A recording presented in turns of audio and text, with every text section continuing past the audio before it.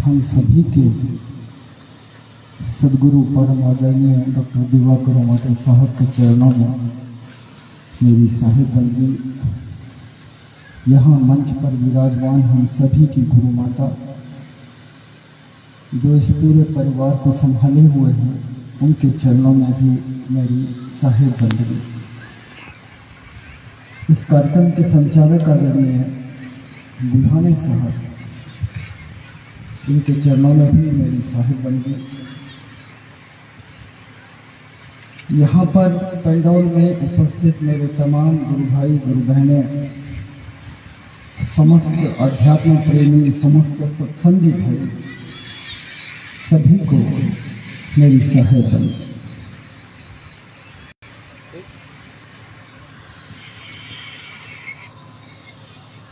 आज का ये दूसरा दिन और सभी ने बड़ी शिद्दत के साथ सदगुरु दिवाकर साहब को याद किया और मैं सोच ही रहा था, वास्तव में कल 20 तारीख को सदगुरु का जन्मदिन है और ये अकारण नहीं है कि आज सभी वक्ता किसी न किसी रूप में सदगुरु को, सदगुरु के महान कार्य को याद करते हुए, उससे प्रेरणा लेते हुए नजर आए।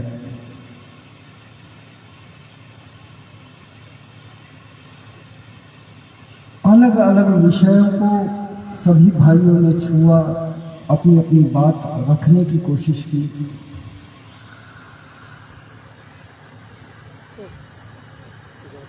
और कईयों के कहने से ये सच्चाई भी उजागर हुई कि इस संसार में दुख तो है। साहब की एक साखी है कि दुख में सुमिरन सब करे, सुख में करे न कोई। जो सुख में सुमिरन करे तो दुख काहे को हो। मनुष्य ज्ञानी हो, अज्ञानी हो, अमीर हो या गरीब हो, लेकिन दुनिया की रीत यही है कि अक्सर सुख में, आनंद में, उत्सव में हम अक्सर परमात्मा को भुला बैठते हैं।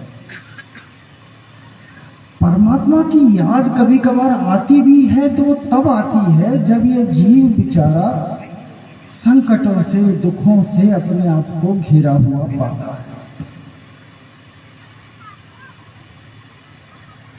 तो इस लिहाज से अगर आप देखो तो दुख कोई बुरा तो नहीं है,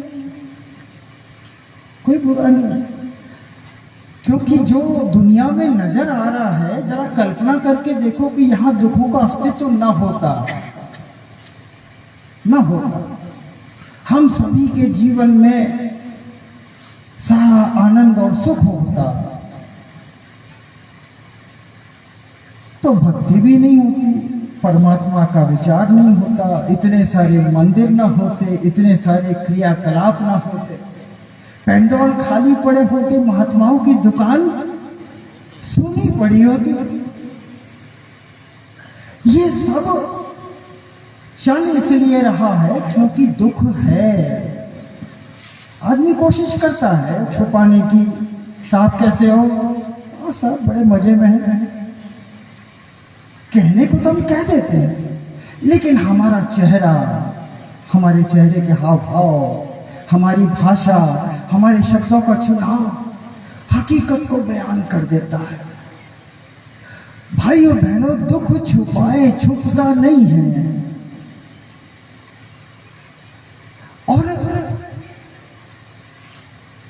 और जब ये दुख छुपाया नहीं जाता,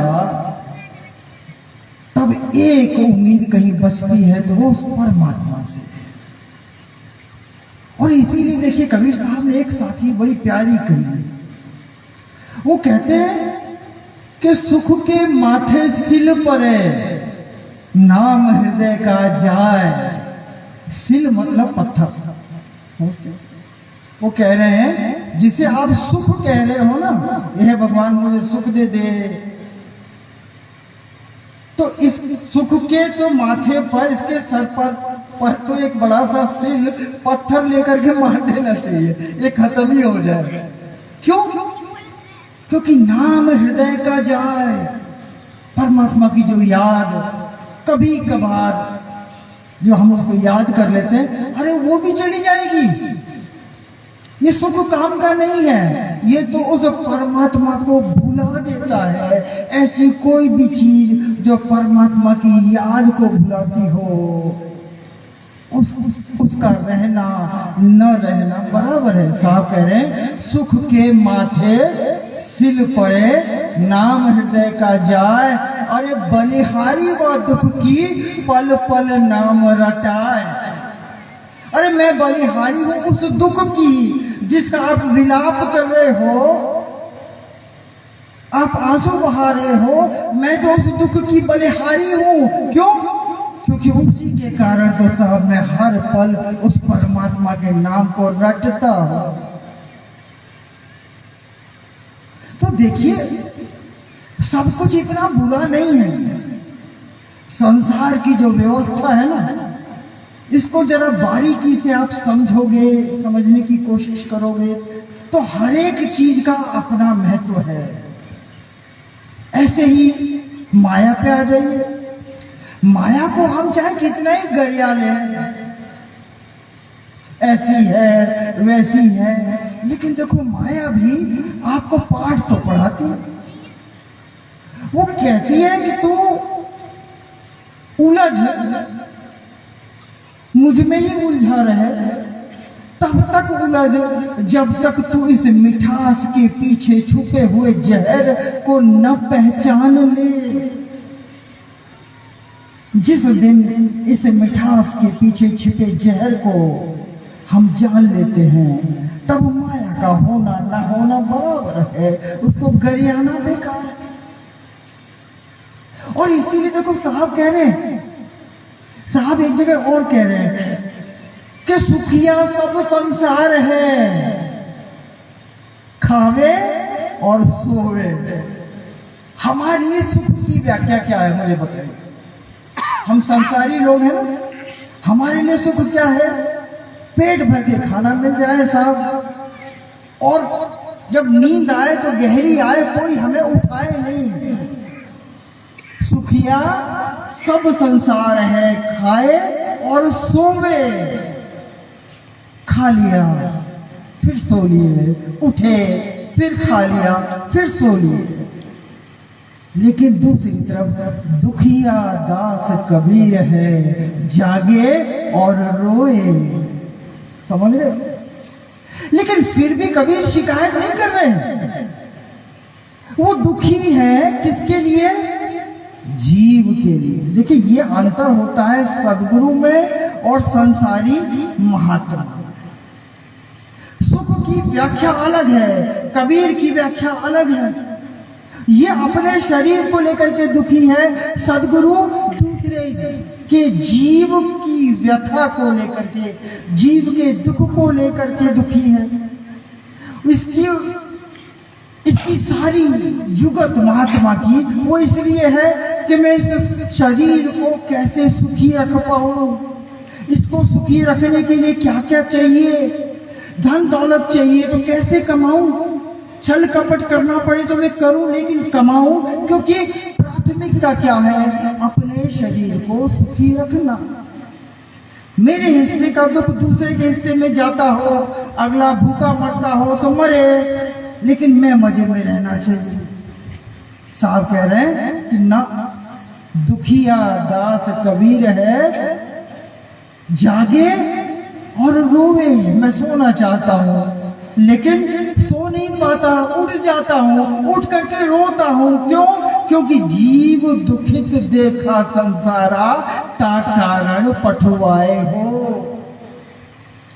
भाई बहनों, मैं ये बात क्यों कर रहा हूं?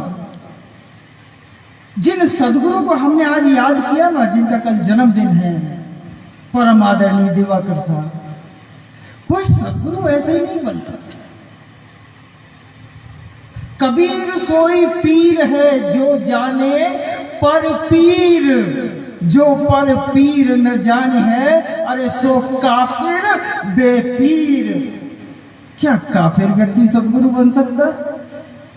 अपने लिए तो दुनिया रो ही रही है साहब। अपने दुखों का बखान करने बैठ जाऊं तो 3 दिन कम पड़ेंगे, लेकिन चिंता मुझे दूसरे जीवों के दुखों की होनी चाहिए, और वो सदगुरु होता है, वही सदगुरु होता है। जीव दुखित देखा संसारा, ता कारण पठवाए हो, ऐसा सदगुरु। और जो आज यहां पर फुटाना की बात उठी, प्रिय भाई ईश्वर बोले, गोविंद भाई बोले, बोलते बोलते आंखों में आंसू आ गए कि ऐसे सदगुरु हमें आज तक मिले नहीं। भाई बहनों, वो बिरला होता है, वो कभी कभार आता है, और वो मजबूरी में आता है, क्योंकि जीव दुखी है, ये सच्चाई है। इस जगत के सारे धर्म, इस जगत की सारी भक्ति पद्धतियां मिल करके भी जब जीव को उबार नहीं कर पाती, तब उसको मजबूरी में आना पड़ता है। वास्तव में वो जहां है वहां वो मजे में है, आवे न जाए मरे न जीवे, सबसे रहत न्यारा। उसका जो लोक है वहां पर न सुख है न दुख है, वो परम सुख की अवस्था है। साहब कहते सुख दुख के एक परे परम सुख तेही मां रहा समाई। वो तो वहां समाया हुआ है जो सुख और दुख के परे परम सुख की अवस्था है। आप सोचो, उस अवस्था को छोड़ करके वो इस भव सागर में शरीर धारण करके आता है। क्यों? क्योंकि जीव दुखित देखा संसार। काश हम और आप भी पराई पीड़ा को समझ पाए, जान पाए। तो ये जो हम अभी गुल्हाने साहब ने कहा ना, इसके पहले हमारे घोड़खांडे साहब ने कहा कि प्रेम से रहना चाहिए, वाणी पर नियंत्रण रखना चाहिए, किसी को ऐसा कटु वचन न बोले। ये कहने की जरूरत क्यों पड़ रही है? क्योंकि हम पराई पीड़ा को समझने में अभी नाकाम है साहब। अभी तो हम अपने ही दुखों को लेकर के डंका बजाए जा रहे हैं। इसलिए इस भूमिका को यदि आप समझो तो जितने भी धर्म पैदा हुए, क्योंकि शुरू में तो कोई धर्म नहीं था ना, जितने भी धर्मों की निर्मित हुई वो इस दुख को मिटाने के लिए। मनुष्य दुखी था, उस दुख को मिटाने के लिए कहीं से उम्मीद करनी थी। महात्मा के पास गया, उसने बोला कि कुछ तो ऐसा स्थान बनाओ जहां पर आकर के इसको सुकून मिले, ये अपने दुख को भूल जाए कुछ समय के लिए ही सही। सारे धर्म, सारे महात्मा, सारे धर्म गुरु, ये जितने भी आश्रम बने, जितनी भी दुकानें बनी, उद्देश्य एक था कि जीव के दुख को किसी न किसी तरीके से मिटाया जाए। लेकिन अपनी छाती पे हाथ रख करके देखिए, क्या जीव का दुख मिटा? ना। हम जितनी प्रगति कर रहे हैं, हम जितने ज्यादा धनवान हो रहे हैं, आप देखोगे हम पहले से ज्यादा दुखी हैं, हम पहले से ज्यादा उलझे हुए हैं। कल परसों हम बिजूखेड़ी में थे, गुरु माता साथ में थी। हम वो दिन याद कर रहे थे जब सदगुरु वहां पहली बार आए थे। वो कच्चे मकान थे, कबेलू का घर था, नीचे फर्श पक्का नहीं था, गोबर से लीपा हुआ था। लेकिन उस जमाने में जो आनंद था, जो प्रेम था, परिवार जो एकत्रित था, वो धन का अभाव जरूरी था लेकिन प्रेम का अभाव कहीं भी नहीं था। प्रचार प्रसार के कोई साधन नहीं थे, लेकिन उस जमाने में भी बिजूखेड़ी के मेरे भाइयों ने गजब कर डाला। क्यों? हर एक बीतता हुआ दिन हमें ज्यादा उलझा रहा है। उलझा हुआ जीव भाइयों बहनों कभी सुखी नहीं हो सकता, वो दुखी ही होगा। कहीं दुख के कारण को समझने में हमसे कहीं भूल तो नहीं हो रही? जैसे परमात्मा के बारे में हमसे भूल हुई। गुलानी साहब ने जिक्र किया कि वस्तु कहीं खोजत कहीं, कई विदारे हाथ, परमात्मा घट के भीतर था, बाहर हम उसको तलाश रहे थे, नहीं मिला। कहीं ऐसा ही कुछ हमारे दुख के साथ में तो नहीं हुआ? आप किसी से बात करो, आज भी 2-4 गुरु भाइयों से मेरी बात हुई, चर्चा, थोड़ा बहुत समय, कोई किसी बात को लेकर के दुखी है, कोई किसी बात को लेकर के दुखी है। हम अक्सर अपने दुख का कारण कहीं बाहर खोजते हैं कि साहब मेरे परिवार में कलेश है। कोई कुछ कहता है, मैं उसका जवाब देता हूं, उस जवाब के जवाब में 2 शब्द ज्यादा आते हैं, यहां से फिर 4 शब्दों की उत्पत्ति होती है, बात बढ़ जाती है, बात आपे से बाहर चली जाती है और हम गुरुमुखी होकर के भी अज्ञानियों की भांति लड़ भिड़ बैठते हैं। और किसी को पूछोगे साहब आप क्यों दुखी हो, कि साहब मैं तो इसलिए दुखी हूं कि मुझे तो मेरे ही घर वालों ने लूट रखा, मेरा जो भी था सब कुछ छीन लिया, मेरे साथ में धोखा किया, छल किया। मतलब आप समझो, हम अपने दुख का कारण भी कहीं न कहीं बाहर ढूंढ रहे हैं। दुख का सही कारण कहीं हम खोज पाते तो अब तक उसका इलाज भी मिल चुका होता। साहब क्या कह रहे हैं आप देखिए, साहब की बात और हमारी आपकी विवेचना जमीन आसमान का अंतर है साहब, जमीन आसमान।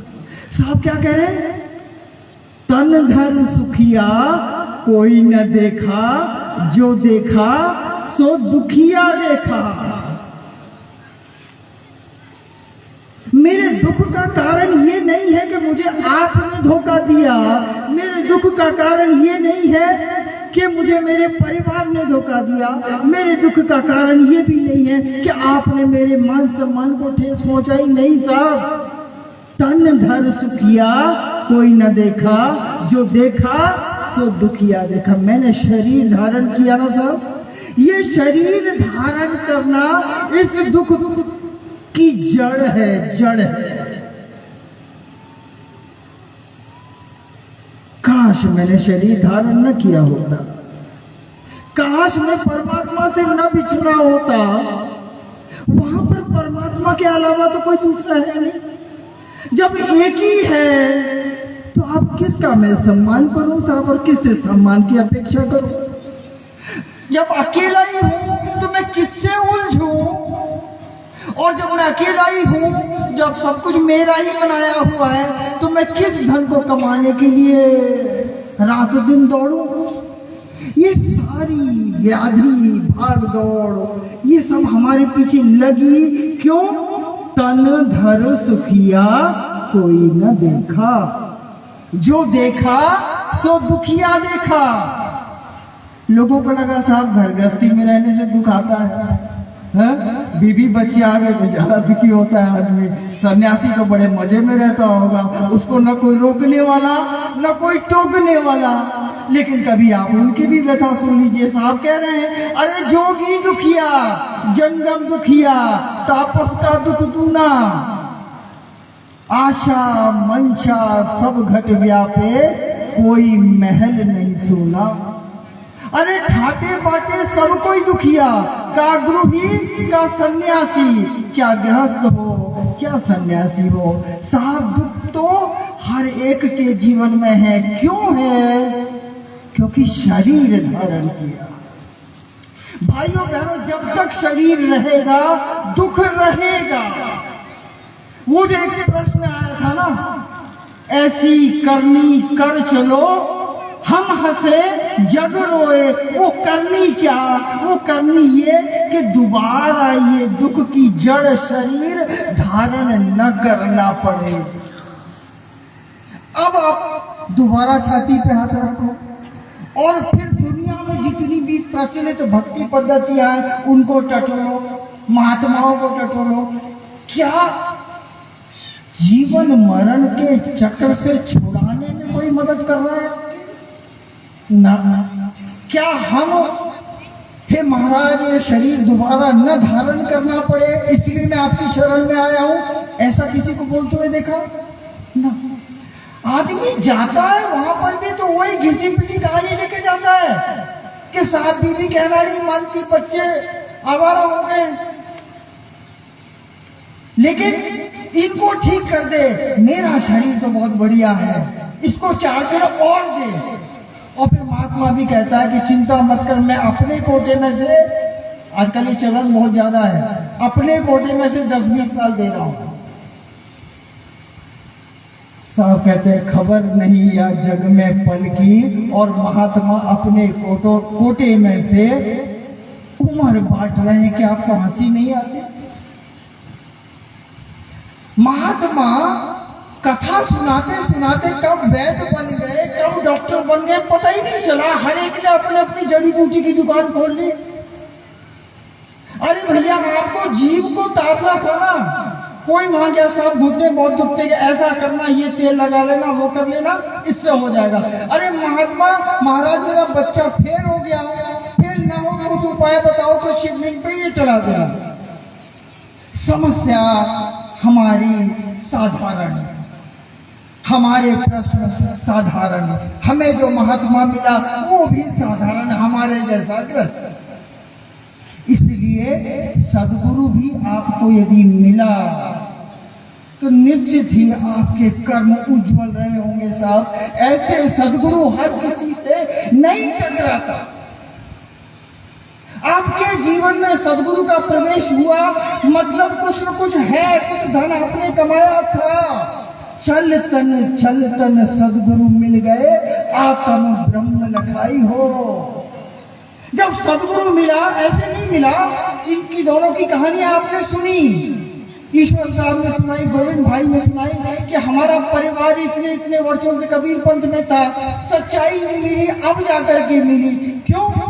क्योंकि चल तन मिल गए, टकरा गए। और जब सदगुरु टकराता है तो सही इलाज करता है।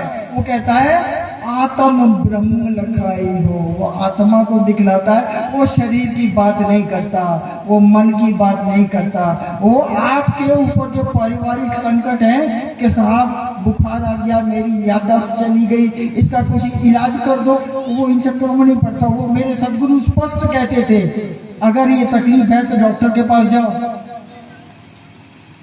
अगर किसी महात्मा के पास जाओगे तो अपने जीवन को संकट में डालोगे। ये जीवन अनमोल है। हमारे महात्मा कर क्या रहे हैं उनको खुद ही नहीं पता।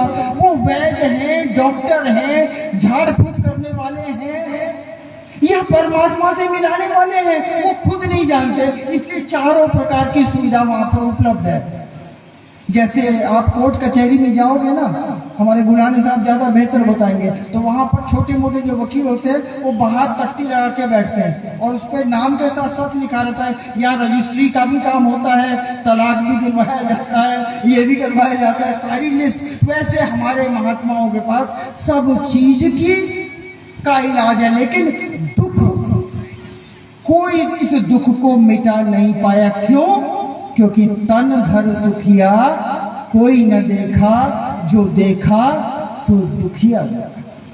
भाई मैंने ये भूमिका में क्यों बना? क्योंकि हम और आप भी अपनी सोच की दिशा को बदले। हम में से भी अधिकांश जो सदगुरु से मिलते हैं और गुरु माता के पैर पकड़ते हैं, बंदगी करते हैं, उम्मीद क्या कर रहे हैं? दर्शन करने से हम निहाल हो जाएंगे और हमारे जीवन में जो संकट आए वो चले जाएंगे। शरीर पर आया हुआ कोई भी संकट वो नहीं जाएगा। साहब क्या कहते हैं? कर्म का लिखा मिटे न कबहू, जो जुग जात सिराई। जो आप लिखवा करके लाए हो, चाहे युग बीत जाए, आप उसको मिटा नहीं सकते, वो तो भोगना ही पड़ेगा। इतनी तैयारी यदि आपके पास है तो आप सदगुरु के पास आओ। ये जीवन मुक्ति का खेल है मेरे भाई। हम दूसरी उम्मीद लेकर के आते हैं, बाद में हम नाउम्मीद होते हैं और फिर हम छोड़ के चले जाते हैं। फिर हम कहते हैं नहीं साहब, इससे तो हमारा वो वाला महात्मा अच्छा था। ज्ञान अलग है और दुखों का कारण कुछ और है। तन धन सुखिया कोई न देखा, जो देखा सो दुखिया। लेकिन ये शरीर धारण क्यों किया? आप जानते हो इसे जीव क्यों कहते हैं? मेरे सदगुरु दिवाकर साहब कहा करते थे, अरे ये इस शरीर में आया इसलिए जीव कहलाता है, शरीर में ना आता तो इसको जीव न कहते। जैसे ही शरीर में आया, आप जान रहे हो शरीर क्या है? ये पराया घर है। समझो, ये आपका अपना घर नहीं है। पराये घर में आकर के आप सुख की कामना कर रहे हो, आप होश में तो हो। अरे पराये घर में कोई आपका सम्मान करे तो कितने दिन करे, मेहमान मान करके चलो आपका आवभगत करे, सत्कार करे तो कितने दिन, 2 दिन, 4 दिन, 5 दिन, बाद में वो भी हाथ जोड़ करके कहेगा कि महाराज अब चलो आप अपने रास्ते, मुझे अपना परिवार भी चलाना है। ये शरीर पराया घर है, हम इसमें आकर के स्थित हुए। हमारा वास्तविक घर ये नहीं है।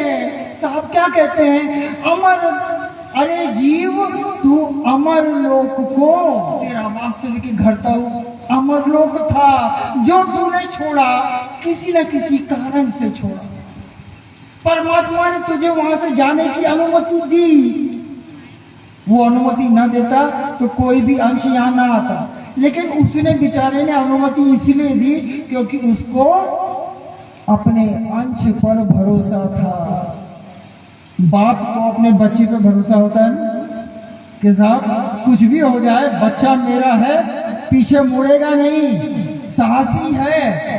परमात्मा भी जानता था मैं अविनाशी हूं, मेरा अंश भी अविनाशी है। ये भले भव सागर में जाए, भले माया और मन के संपर्क में आए, लेकिन ये भटकेगा नहीं, ये भूलेगा नहीं, अपना काम करके शाम को घर लौट आएगा। क्या उसका ये विश्वास गलत था? हम और आप भी बाप है, माँ बाप है, क्या उसका विश्वास गलत था? नहीं। लेकिन भाई बहनों, बच्चे अक्सर भटक जाते हैं, ये आप भी जानते हैं, हम भी जानते हैं। परमात्मा का अंश जो जीव रूप में अमर लोक से चला, पराये घर में आकर के रुका, वो भटक गया। और ऐसा भटका उसने इस भव सागर को, इस देह को अपना घर मान लिया। गर्भवास में भक्ति कबूले, बाहर आकर उनको भूले। ये जो भूल हुई ना, ये भूल जब तक कायम है, शरीर कायम है। जब तक शरीर कायम है, दुख भी कायम है। दुखों से छूटने का एकमात्र रास्ता है विदेही होना। परमात्मा दुखी है क्या? ना, वो मजे में है। सारी दुनिया में आग लग जाए उसे कोई फर्क नहीं पड़ता सर। वह तो अचल अलेख एक है, ज्ञान दृष्टि में आया, उसे कोई फर्क नहीं पड़ता, वो मजे में है, वो इतने आनंद में है कि उसको कोई चिंता नहीं। लेकिन उसी का अंश जब नीचे आता है, वो जब शरीर को ही अपना घर मानने लगता है, तब सारे दुखों की शुरुआत वहां से होती है। और जो भूला हुआ है उसका इलाज आप करोगे तो कैसे करोगे? अब फिर लौट करके आ जाइए भक्ति पद्धतियों पे जो इस संसार में प्रचलित है। ऐसी कौन सी पूजा है जो आपकी भूल को मिटाती है? चारों युगों से देख लीजिए। सतयुग में सतवार्ता, द्वापर पूजा पाठ, त्रेता होम हवन, व्रत संगम, कलयुग केवल नाम, सब कुछ करके देख लिया, क्या भूल मिटी? नहीं साहब, जीव तो अपने आप को इस देह का स्वामी, इस धरती का स्वामी समझे बैठा है। भूल नहीं मिट रही, ये भूल मिटे। मैं भूला हुआ हूँ, मैं पराए घर में आया हूँ, अपना असली घर भूल चुका हूँ। इस बात को कबूले तो कोई रास्ता बने ना। न तो महात्मा इस भूल को मिटा रहे हैं, न इस भूल की याद दिला रहे हैं। इस वजह से न दुख मिट रहा है, और दुखों की जो व्याप्ति है, इसका जो मल्टीप्लिकेशन है, इसका जो विस्तार है, वो मन की तरह ही है। साहब कहते हैं, फैल रहा मन अगम अपार। इस मन में अगम और अपार फैलने की क्षमता है। अब दुनिया को देखो जरा, किन बातों को लेकर के लड़ रही है। आदमी की, मनुष्य की जान इतनी सस्ती भाइयों बहनों इतिहास में कभी नहीं थी जितनी सस्ती आज है। एक बम गिराया, हजारों लोग मर गए। क्या कीमत है? गिराने वाला क्या उस पराई पीड़ा को जान रहा है? गिराने वाला भी परमात्मा का अंश, जो बेचारे मर रहे हैं वो भी परमात्मा का अंश। खेल कौन रहा है? मन। इसीलिए कबीर साहब ने इसे काल कहा। काल भाइयों बहनों वो नहीं है जो भैंसे पर बैठ करके आता है। काल आपके और मेरे रोम रोम में समाया हुआ है। वो नहीं चाहता कि इसकी भूल मिटे। वो आपको उलझा करके रखता है, घर गृहस्थी में, मान सम्मान में, पद प्रतिष्ठा में, धन दौलत में, अंधी दौड़ में आप इतने उलझे कि वो भूल कभी मिट न पाए। सदगुरु कभी जब मिलता है तो इस भूल को मिटाता है। वो शरीर का इलाज नहीं करता, वो मन का इलाज नहीं करता, वो जीव का इलाज करता है। अरे जीव, तू अमर लोक को पढ़ो, काल बस जाई हो। जिस घर को तू अपना घर समझे बैठा है, बेटा ये तेरा नहीं है, ये तो काल का देश है। काल के देश में तू उम्मीद कर रहा है कि हे सदगुरु मुझे ये भी दे, मुझे वो भी दे, 4 दिन और जिंदगी दे। मतलब भूल मिटी नहीं। इसीलिए देखो साहब की साखी है, आस पास जग बांधिया, आस रहे लपटाए। हमारा आपका जीवन काहे से बना हुआ है? आस, किसी वस्तु की, किसी व्यक्ति की, किसी स्थान की, किसी विषय की। लेकिन आस, मुझे ये चाहिए। किसे चाहिए मैं नहीं जानता। मेरे मन ने कहा तो मैंने मान लिया, हो न हो ये आस मेरी ही होगी। ये जो मानने की बीमारी मुझे लगी, ये इस भूल के कारण लगी। आस, पाश मतलब बंधन। जानवरों के गले में वो जो आप फंदा डालते हो ना, रस्सी का, जिसको सांकल कहते हैं, उसको कहते हैं पाश, जिसमें किसी को बांधा जाए। हमारे आपके जीवन को इस काल ने काहे से बांधा है? आस रूपी पाश के साथ। हमने जानवरों को भी इसी तरीके से बांधा है।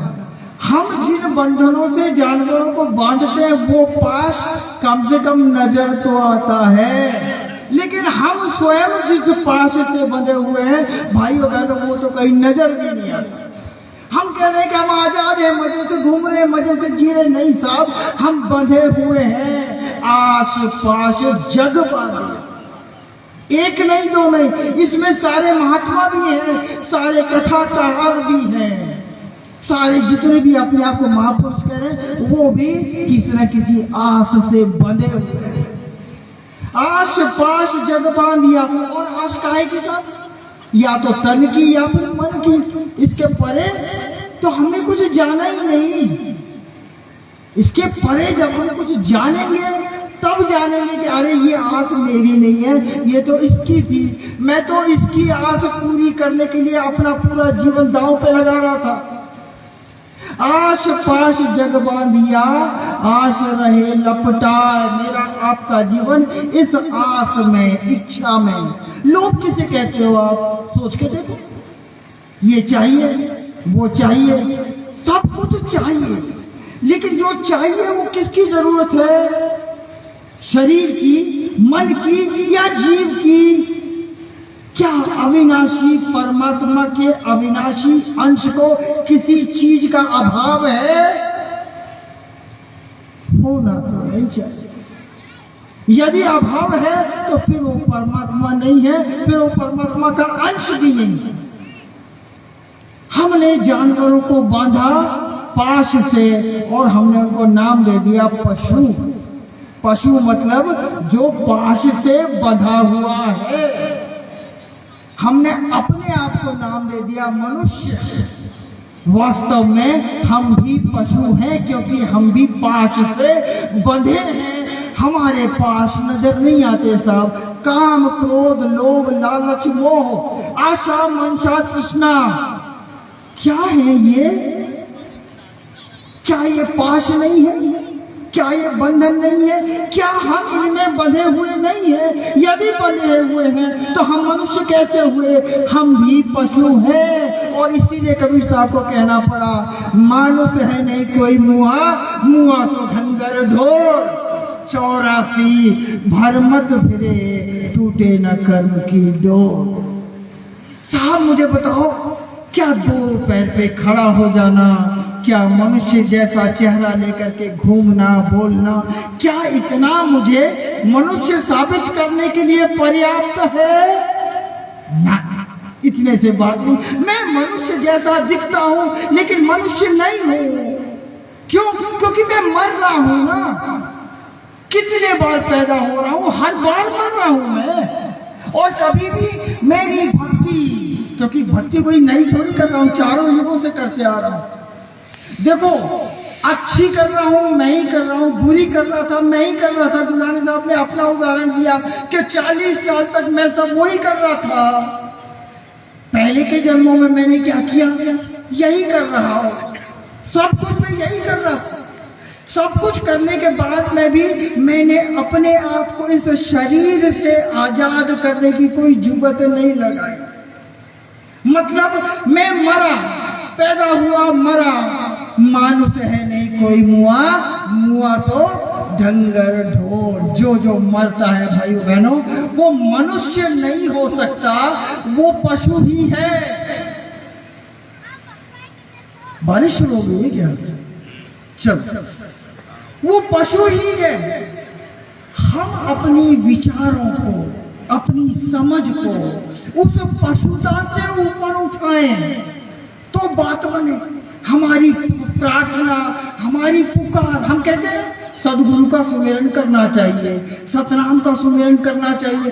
सुमिरन करके हम मांग क्या रहे हैं? कभी इसकी लिस्ट बना करके देखो, तब आपको पता चलेगा कि नहीं, ये सारी प्रार्थनाएं उसकी है जो बना हुआ है। वो छूटने की प्रार्थना नहीं कर रहा, वो आस में, और मेरी ये आस पूरी कर, वो आस पूरी कर। सभी इच्छाओं को पूर्ति करने का साधन मैंने सदगुरु को भी बना डाला। और इसीलिए कोई भक्त टिकता नहीं साहब। बड़े जोश में आते हैं, ये जो चले जाते हैं बीच बीच में, आपने भी देखा, हमने भी देखा, जुड़े रहे फिर चले गए। क्यों? क्योंकि वो कुछ और उम्मीद लेकर के आए थे। सदगुरु की शरण में जाएंगे तो बड़े मजे में रहेंगे, घर की तिजोरियां धन दौलत से भर जाएंगी, शरीर निरोगी रहेगा, सारी मनोकामनाएं पूरी होंगी। सदगुरु इलाज करने आएगा जीव का। ये पहुंचा के साहब मुझे शरीर को तृप्त करने की, मन को तृप्त करने की और साधन दे। सदगुरु वो नहीं दे सकता, उस काम के लिए वो नहीं आया। क्योंकि वो भी यदि यही काम करने लगे तो बाकी के महात्माओं में और संतों में अंतर क्या? आपको गुमराह करने वाले, भुलावे में डालने वाले हजार मिल जाएंगे, लेकिन सदगुरु कोई बिरला होता है। क्यों होता है? क्योंकि वो जीव के मूल कारण को जानता है। इसके दुख का कारण ये है कि इसने देह धारण की। देह को मिटाने का तरीका क्या? इसके लिए ही वो प्रायोगिक भक्ति लेकर के आए।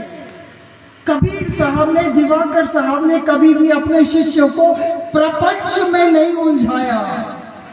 उनके उलझे हुए जीवन को, हमारी आपकी उलझी हुई समझ को उन्होंने सुलझाने का काम किया। बेटा थोड़ा सयाना बन, दुख है मैं जानता हूं, लेकिन वो किसकी वजह से है? शरीर की वजह से। शरीर दोबारा धारण न करना पड़े, इसके लिए क्या करना पड़ेगा, कौन सी भक्ति करनी पड़ेगी, ये सिखलाने का काम सदगुरु करता है।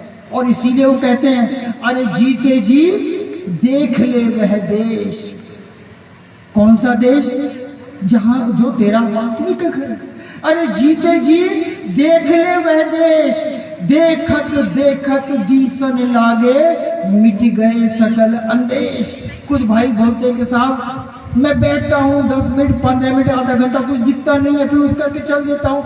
साहब कह रहे हैं अरे देखत देखत दीसन लागे। यदि तेरा प्रयोग सही है, यदि तेरा मार्गदर्शक सही है, तो तू देख तो सही, देखते देखते दिखने लगेगा। ऐसा जरूरी नहीं है कि तुरंत दिखे। देखत देखत दिसन लागे, और जिस क्षण तुझे दिखने लगेगा, साहब कहते हैं मिट गए सकल अंदेश। अंदेश मतलब दुविधा, अंदेश मतलब वो भूल, वो तब मिटती है जब आप उसको देखते हो। किसको? अपने घर को, अपने वास्तविक घर। उसकी झलक मिलने के बाद फिर आपको जब याद आती है, तब फिर आपको ये देश समझ में आता है कि यार ये तो पराया देश था। मैं तो इस मन के देश को, काल के देश को अपना देश माने बैठा था। ये घर मेरा नहीं है, ये देश मेरा नहीं है, ये भवसागर मेरा नहीं है। मेरा देश अमर लोक है, जहां मेरा करतार, जहां मेरा निर्माता बड़े मजे में वास करता है। और वो पुकारता है, सदगुरु को भेजता है, मुझे बुलाता है। मेरी भक्ति क्या मुझे मेरे अमर लोक तक लेकर के जाती है? सवाल इतना सा। यदि नहीं लेके जाती तो महात्मा काम का नहीं है साहब, वो आश्रम काम का नहीं है, वो पेंडोल काम का नहीं है। उसमें चाहे लोग आजकल बड़े उससे कहते साहब राधा स्वामी में चले जाओ, 5 स्टार सुविधा है। अरे सुविधा किसके लिए है? शरीर के लिए ना। क्या जीव को तारने की व्यवस्था है? सब कुछ उधार, यहाँ से उधार, थोड़ा वहां से उधार, सब मिलाकर के साथ ये तो हमारा। ऐसा नहीं होता। जहां चोरी हो रही है ज्ञान की, वहां पर ज्ञान भला कैसे हो सकता है? और इसीलिए साहब ने, दिवाकर साहब ने सबसे पहले आत्मदर्शन कराया। वो किस लिए कराया था? ताकि हमें ये विश्वास हो कि जिस देश में हमें जाना है उसकी झलक हमें मिले। उस देश तक जाने का रास्ता कहीं बाहर नहीं, वो हमारे अंदर से, हमारे घट में से होकर के जाता है। वो बिना पांव का पंथ है, वो बिन बस्ती का देश है। इस बात पर हमें विश्वास हो, इसके लिए वो आपको आत्मदर्शन करवाना जरूरी था। नहीं तो कथा कहानियां सुनाने के लिए तो साहब पूरा दिन कम पड़ जाए। जो कुछ नहीं जानते वो भी 7-7 दिनों का अखंड पाठ कर डालते हैं, सप्ताह कर डालते हैं। यहाँ पर मेरे जो भाई हैं, मुझे बताइए, वो जब इस डंके की चोट पर सत्य के लिए 5 मिनट 10 मिनट खड़े होकर के बोल सकते हैं, तो कथा कहानियां में उनकी बराबरी कौन कर सकता है? लेकिन वो जानते हैं कथा कहानियां हमें सुलझाती नहीं है, हमें उलझा करके रखते हैं। सदगुरु ने नहीं उलझाया, सदगुरु के शिष्यों ने भी कभी किसी को उलझाया नहीं। इसलिए यहाँ पर मेरा जो भी भाई बोलता है वो उसी डंके की चोट पे बोलता है। क्यों? क्योंकि वो जो विश्वास है वो उस अनुभव की उपज है, जो अनुभव उसने अपने घट में पाया। अरे जीव तू अमर लोक को पढ़ो काल बस जाई हो, मन ही स्वरूपी देव निरंजन तुम्हें राखे भरमाई हो। ये जो तेरा मन है ना, ये वास्तव में काल है। इसकी भूमिका केवल इतनी है, तू सतलोक जाना चाहेगा, निज घर जाना चाहेगा तो ये तेरी मदद नहीं करेगा। तू यदि यहाँ पर अपना अड्डा जम करके बिठाना चाहता है, मालिक बनना चाहता, तो मन कहता है कि हाँ बिल्कुल सही रास्ते पे चल रहा है बेटा, ये तो करना है। यहाँ पर आकर हर एक महात्मा अपना झंडा गाड़ रहा है, ये जमीन मेरी है, ये आश्रम मेरा है। मेरे सदगुरु ने कभी कोई आश्रम नहीं बनवाया। हमारे सदगुरु से हमने गुलानी साहब ने कभी प्रस्ताव रखा कि साहब अपना भी कोई आश्रम होना चाहिए। साहब बोलते क्यों? क्या पेड़ के नीचे बैठ करके साधना नहीं हो सकती? बिल्कुल हो सकती है साहब, यदि आप घट में उतरना जानते हो।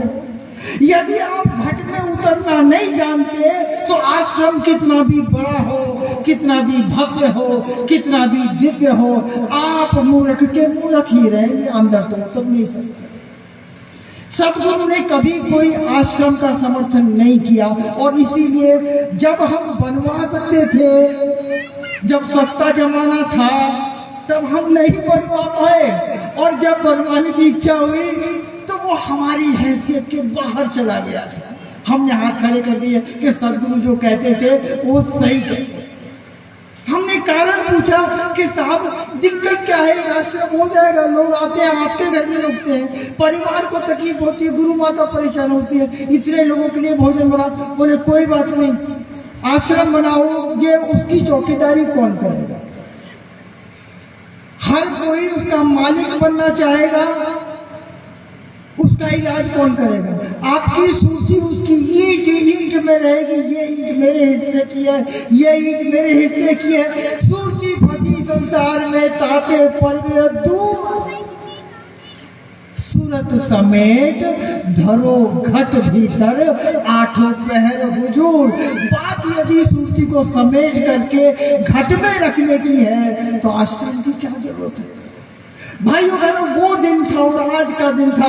हमें गुलाने साहब को, गुरु माता को, हम सभी गवाए, हमें कभी किसी आश्रम की जरूरत नहीं पड़ी। जहां खड़े हो जाए वहां सत्संग कर सकते हैं सब, क्या जरूरत है? क्योंकि उतरना तो घट में है, आश्रम में उतरना होता तो बात और होता। इसलिए आप अंतर देख सकते हो। महात्माओं के पास में आश्रम है, डेरे हैं, सब कुछ है, लेकिन घट में कैसे उतरा जाए, काश ये कला होती। कबीर सोई पीर है जो जाने पर पीर, काश ये महात्मा पराई पीर को जानते, इस जनता के दुख को समझते तो उसका शोषण नहीं करते। क्या कबीर पंथ में शोषण नहीं हो? इस पेंडोल को छोड़ दीजिए, जो परंपरागत कबीर की गादियां हैं, वहां पर बगैर भेंट दिए तो बंदगी भी नहीं होती साहब। यहाँ पर तो हम 2 पैसे का फूल ले आते हैं, गुरु माता के चरणों में चढ़ा देते हैं, और शौक से दिन में 10 बार बंदगी करते हैं। वहां पर तो साहब हाथ में जब तक माया न हो आप बंदगी भी नहीं कर सकते। क्या उस महात्मा ने इस गरीब की पीड़ा को समझा होता तो वो जानता कि रोजी रोटी कमाने के लिए दिन रात मेहनत करनी पड़ती है, वो उसका शोषण न करता। वो कहता ना बेटा ये पैसा रख, तेरे परिवार के काम में आएगा, तेरा भविष्य संवारेगा। महात्मा ने कहा नहीं, परिवार का भविष्य बनता रहेगा, पहले मुझे मेरा भविष्य तो बनाने दे, आने दे। आप समझ रहे हो?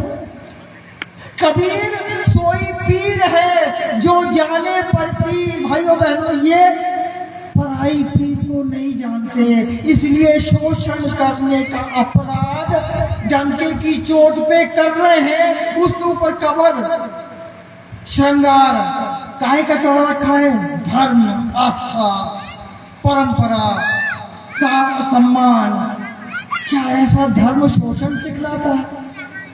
यदि ऐसा धर्म शोषण सिखलाता हो तो ऐसा धर्म नहीं चाहिए। मेरे साहब कहा करते थे दिवाकर साहब। वो कहते थे कि आज एक होड़ मची है, नारा दिया जाता है कि हमें मिलकर के धर्म की रक्षा करनी है,